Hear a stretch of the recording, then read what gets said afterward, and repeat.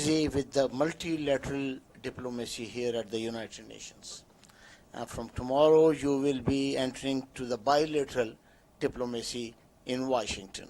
So give us a sum up what you have achieved here and what are your targets in the bilateral, bilateral relationship, Pak-American relationship, and Shashi Tharoor with Indian delegation is also there. Is there any chance of coming across, any chance of dialogue, or any chance of confrontation? John, as far as our the multilateral component is concerned, I think that our trip to to New York has been and to the UN has been very successful. We've engaged with the OIC, we've engaged with the E10, we've engaged, as I said, the UN Secretary General, the President of the Security Council, various permanent representatives of member states, and everybody has been very, very receptive to Pakistan's position on the Indus Water Treaty, to Pakistan's commitment to dialogue and diplomacy in pursuit of peace. Everybody has been very appreciative for Pakistan's transparency, particularly with our offer, or our Prime Minister's offer, for an investigation into this attack during the conflict. So in that context, I think it's been a very fruitful and beneficial use of our time here in New York. As we go on to DC and to other countries, we have our own brief, and our India counterparts will have their own brief. Ours is a mission of peace, a mission of advocacy for dialogue and diplomacy. I'm not quite sure what the other side is doing. They go around and they show a picture of a man with a beard leading funeral prayers.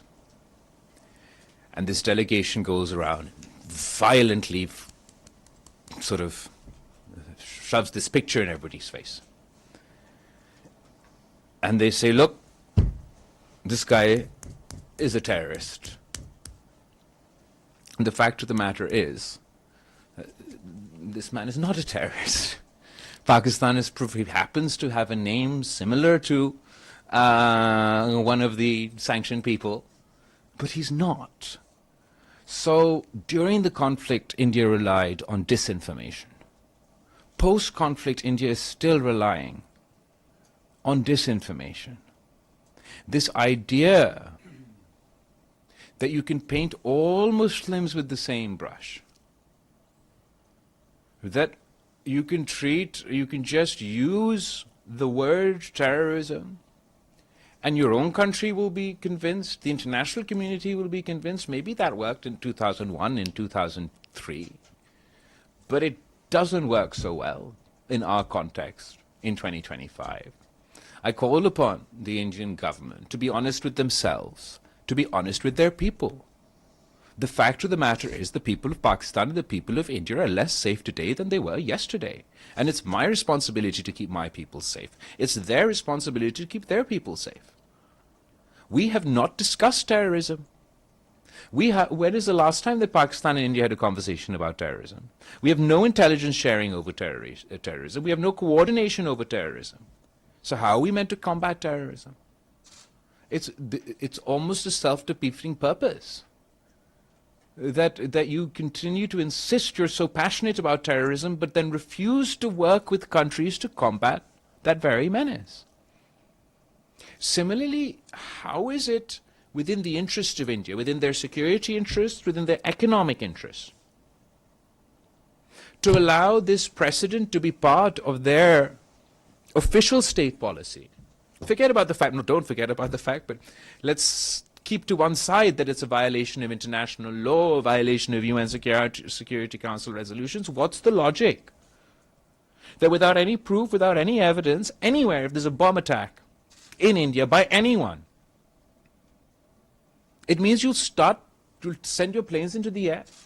Then you'll shoot missiles over, nuclear-capable missiles over into your neighboring country. Does that bode well for investment in India? Does that mean that their people's lives are more secure? Does it deter terrorists, or does it encourage terrorism? Terrorists want to create confusion. They want to spread fear.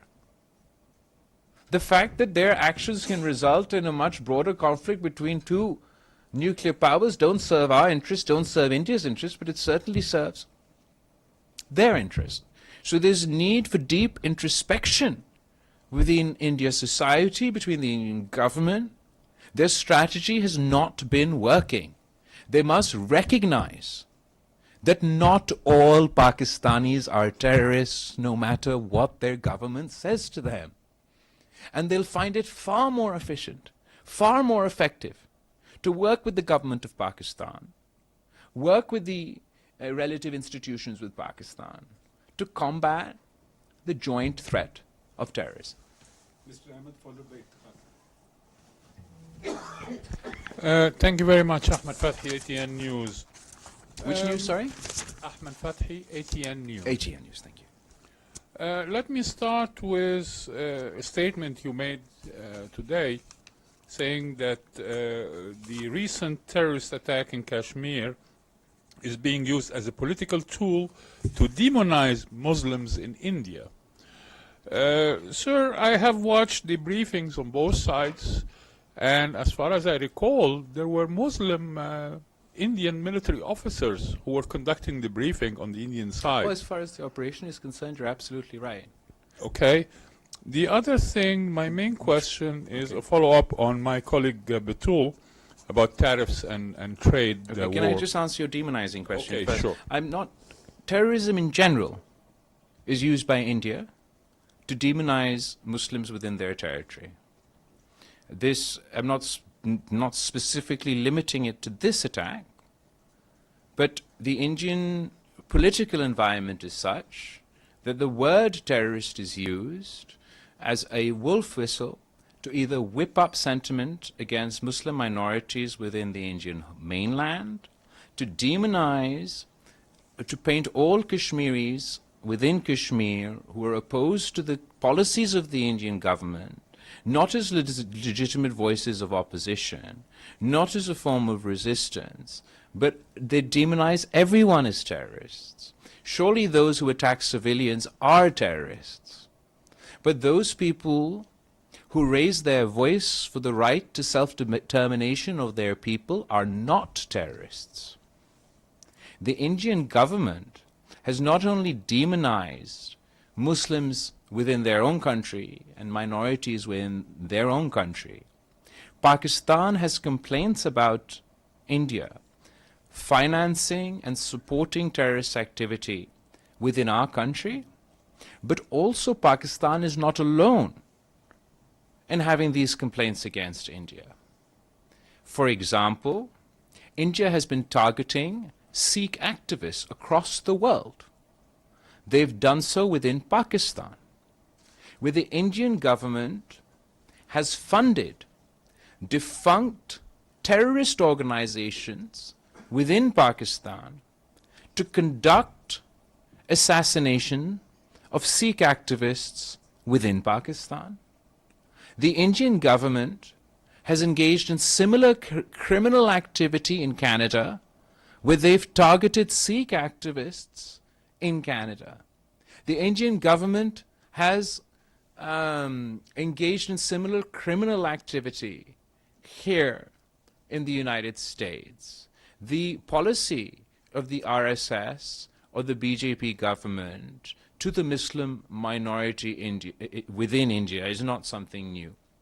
It's a known fact. What they do within their own country is up to their own system.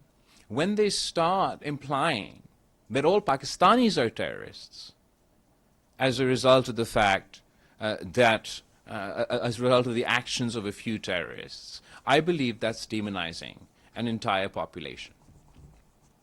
Thank you. Let me move to the trade and bilateral with the U.S. since you're going and your delegation are heading to Washington, D.C. and I'm assuming you're going to have meetings in Congress and House and Senate, as well as the think tanks. How should Pakistan position itself in the current milieu of evolving competition between China and the West, led by the US in the current environment, especially given that you have the CPEC, the China-Pakistan Economic Corridor project, which have economic significance and rising as well global scrutiny of strategic infrastructure investments. What's your message going to be to Congress to rebuttal this accusation of being that you are warming up more to China? We have economic relationships with both the United States and China. I kind of find it absurd for anyone to argue that one is not to have, economic relations with any one country. For example, the United States has heavy competition with China, right? But they do a lot of trade with China. So Pakistan... With tariffs. Well, there's a tariff back and forth so far, but they do a lot of trade with each other, do they not? And surely it serves the interests of both countries that Pakistan, while obviously it'll continue to do trade with its neighbor, that it also continues to do trade with the United States. What I do appreciate about the US government at the moment is that they are talking about a more comprehensive dialogue with Pakistan about the scope of our trade. We're confident in our relationship with our neighbors, and we're optimistic about the trajectory of our relationship with the United States.